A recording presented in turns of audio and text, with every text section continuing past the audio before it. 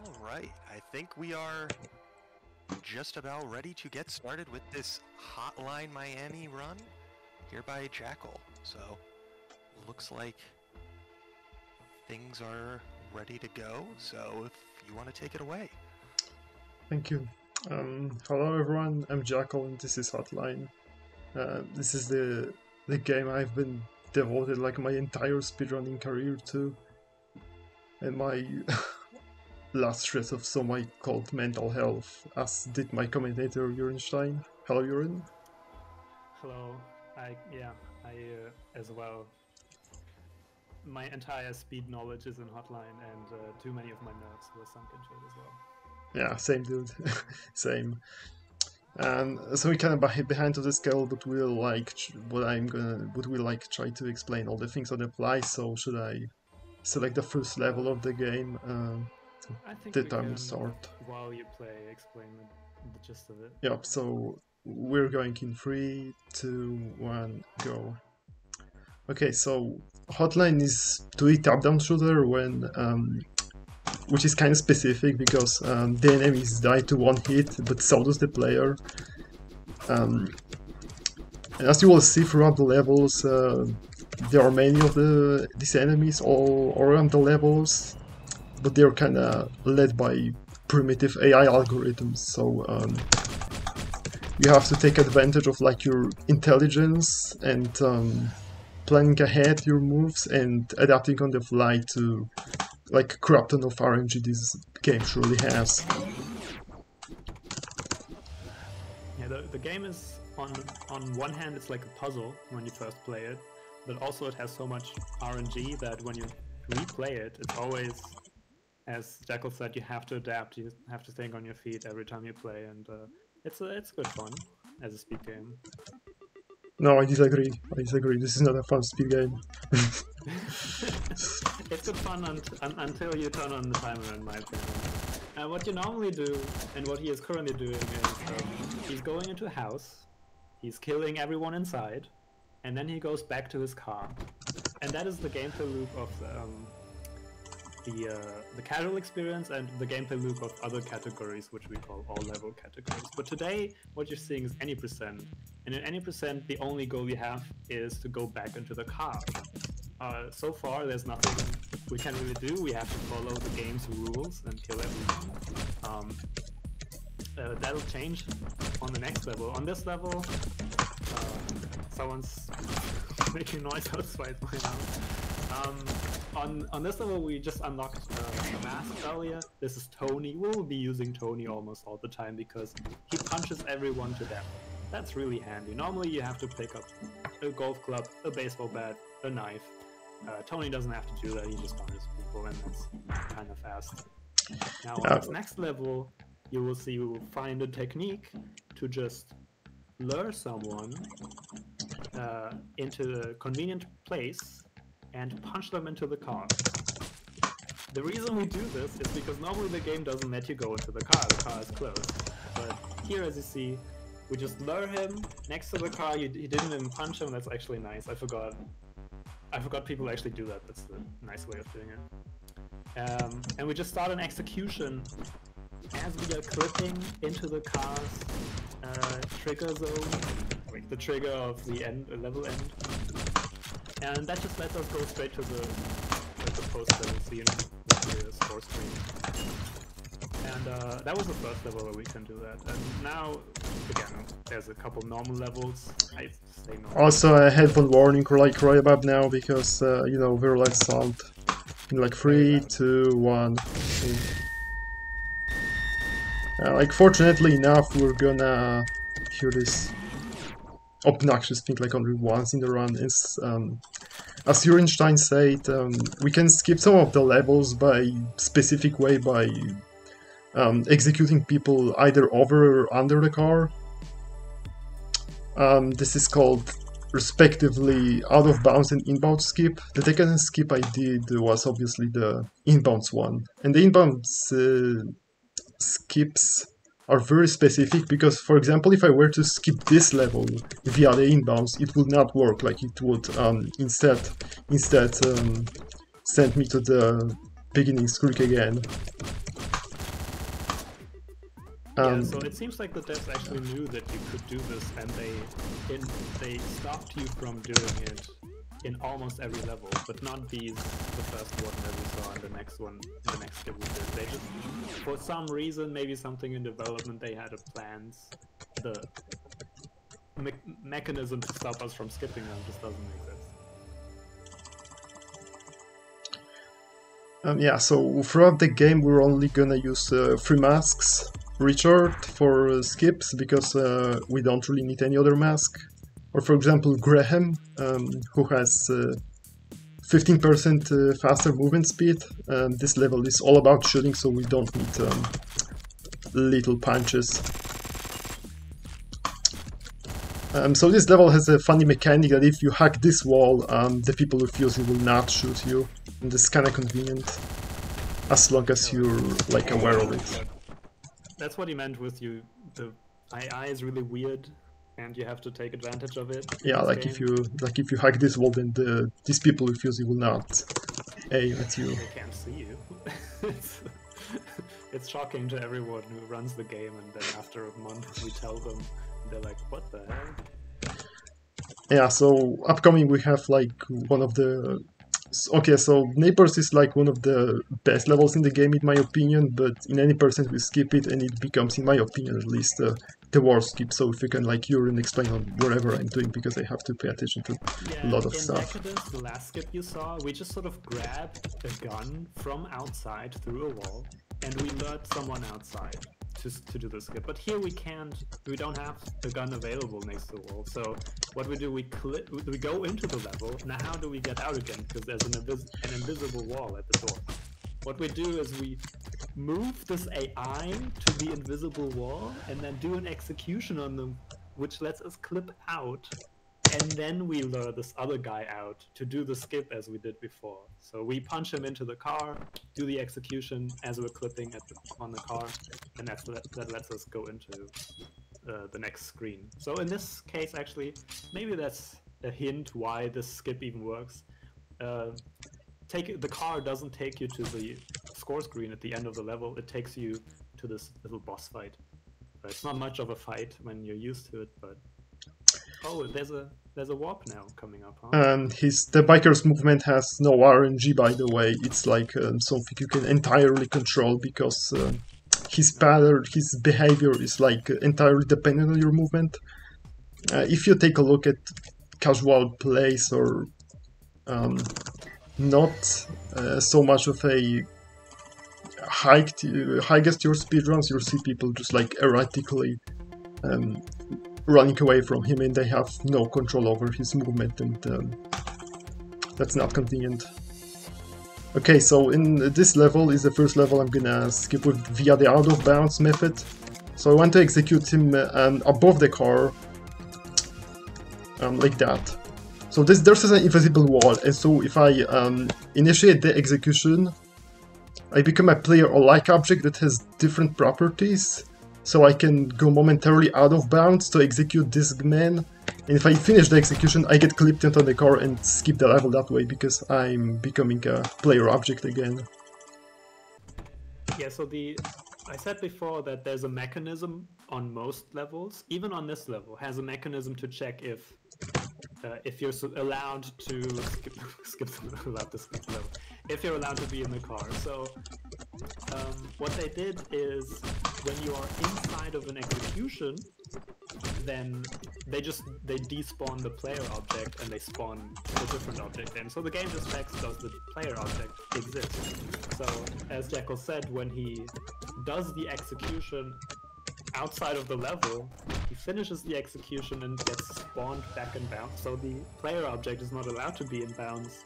So it just teleports him back in bounds. That's where the car is. And the game is like, oh fine, you are the player object. You are allowed to be in the car. And then the skip works. So this only works when the car is like right next to the invisible wall. In many places it's away from it, so if you teleport back in, you're still not in the car.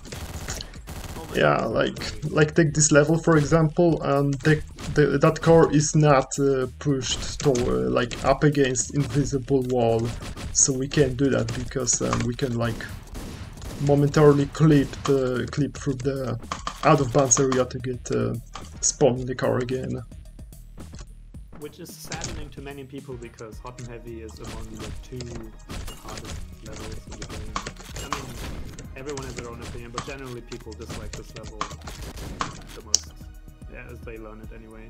Yeah, they dislike this. JACK4L, it's no issue. Yeah, they dislike this level because it's kind of big and you have like many enemies like everywhere. Right. Yeah.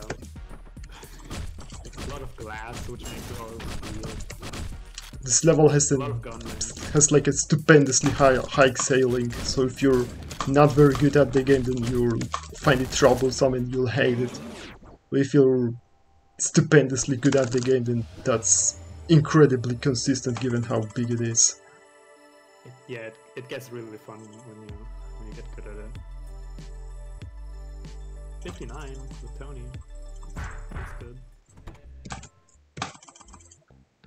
There's an in-game timer that tells you how many seconds you spend in the level, but it doesn't include deaths, which has its good and its bad. Yeah, here on Deadline you can just open the door, you lure out the guy, and... Alright, so this time he didn't even have to punch him outside of the... well, out of bounds, because when you... So there are some guns where you can take hostages and run around with them, which is a fun mechanic. Not very useful, but it's useful in any percent, and because it despawns the player object and spawns in a different object, which is the hostage object, it lets you go out of bounds, because only the player object is not allowed out of bounds. So you just go out of bounds and then you teleport. Okay, so right now we have an idle cutscene, so Sam, if you have any marathon related announcements, then this is a good time for that. Awesome. So there are no new donations at the moment, but for anybody who's just tuning in now, we are raising money for Save the Children here at SDAT 2024. $1 can provide 4 children with treatment against pneumonia, which is one of the top 5 killers of kids under the age of 5. So any amount donated will go to a very good cause and help out a lot of people around the world. So be sure to get those donations in. Thank you. So Assault is like the worst level in the game, and in 80% it's one of the worst skips in the game. Wow, I got this. I'm gonna get this second. Oh no. Oh my god. It's not a problem. It's like Neighbors, where before we had to go into the level and then clip out. We had to do the same thing here, and this time we have the extra bonus of having to go out of bounds. Yeah, and this guy couldn't shoot me because at some point outside the level there's an area that despawns all the bullets, meaning that they're all totally ineffective. Don't ask why, we don't know. Oh, almost. In all other levels, what we have to do is we have to punch everyone at least twice. Once to get their weapon away, and then once to punch them over the car. But here he tried to go for the one punch strat, which is no one's consistent. I wouldn't say a success ratio for me for that it's like stupendously high, because it's not any percent is not my main category. So this boss fight, the important thing is that to throw the knives at him is to throw the knives at him when he's shooting, because when he's like dropping his guns or pulling them out, he has immunity frames and the knives will just go past him. So that's like one of the things to really pay attention to. Yeah, learning the timing is quite tricky. People struggle with it because there's no good... You just have to get a feel. It's one of those things where you just get a feel for it. Okay, so right now we have a conclusion to Jacket's story, but we still have one more part to go, which is going to take 2.5 minutes maybe. If I don't screw things up, otherwise like 3. Dying in this game isn't like stupendously punishing, because it costs you, I don't know, between 2 and 10 seconds. But obviously, if you die a bunch of times in any given area, then this hurts. So the biker, he has a specific play style. He cannot pick up any enemy weapons, but he has a meat cleaver, which is like perfect melee weapon, 3 throwing knives of perfect accuracy, and Graham movement speed, so he moves 15% faster. But unfortunately, his playstyle is kinda cool, but we are going to play him only for 4 levels. Actually 2, because the other 2 are just kind of dummies. They are dummies just for story concluding purposes, so...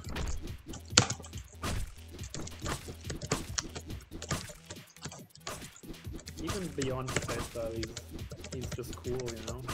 He rides a bike, he has nothing to the DJ. Oh my god, nice. Wow, a good fun games can be real. This run can be a kinda a run killer because of that top right roamer on the 2nd floor. Like sometimes if you go past the corridor, he just shoots you and there's nothing you can do about that.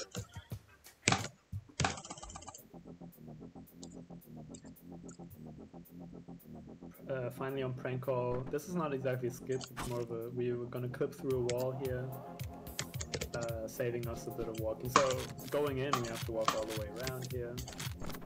Or maybe you remember this fight, this boss fight from earlier. Now we're seeing it from the opposite side.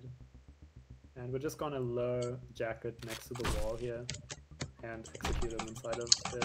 It's this like an animation that moves you, and it just moves you through the wall if you line it up correctly. And there we go.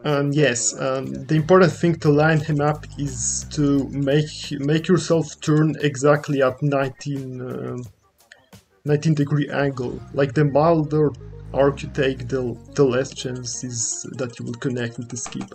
But also if you overdo that thing, then Jacket will get like stuck too deep in the wall and you get soft locked. So the time is coming right now when I touch the motorbike. In like 3, 2, 1, there. Nice. Like what was the time? Because I 16:22, I think. Yeah, nice one.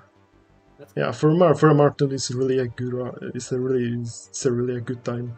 Like I said, any percent is not my main category, and I tend to struggle with it. But right now, I've gotten myself quite a good time, and I'm really happy with it.